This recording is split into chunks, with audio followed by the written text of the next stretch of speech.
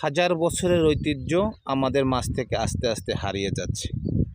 যেমন কিন্তু আমাদের অঞ্চলে আগে গরু, মহিষ, ভেড়া, ছাগল এরকম প্রচণ্ড পরিমাণ সবুজ ঘাসে ভরা থাকতো। আর এই গরু, মহিষ, ভেড়া, গরু দিয়ে আমাদের হাল চাষ হতো, মহিষ দিয়ে হাল চাষ করা হতো। কিন্তু আর হচ্ছে কি আমাদের বসতি বেড়ে গেছে। আমাদের অঞ্চলে এখন আগের মতো সেই ধান চাষ হয় না। এখন শুধু আমরা মাছের চাষ করি যে বাগেরহাট, খুলনা অঞ্চলে। এর জন্য কিন্তু ঘাসের পরিমাণটা কম। আর ঘাসের পরিমাণটা কম থাকার কারণে কিন্তু এই যে হাজার বছরের ঐতিহ্য আমাদের এই যে ভেড়া, তারপর হচ্ছে মহিষ, গরু, এগুলো কিন্তু আস্তে আস্তে হারিয়ে যাচ্ছে।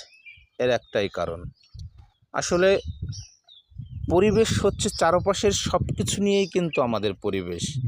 গ্রামের পরিবেশটা এমন যে সব কিছু থাকতে হবে, হাঁস, মুরগি, গরু, ছাগল, মহিষ, ভেড়া, এই প্রকৃতি এবং চারপাশের সৌন্দর্য, গাছপালা এবং ফুলে ফলে ভরা থাকবে। এটাই কিন্তু আসলে গ্রামের পরিবেশ। যাই হোক, অনেক কিছু তুলে ধরার চেষ্টা করলাম। যদি ভিডিওটা ভালো লাগে অবশ্যই পাশে থাকবেন। ধন্যবাদ আপনাদের।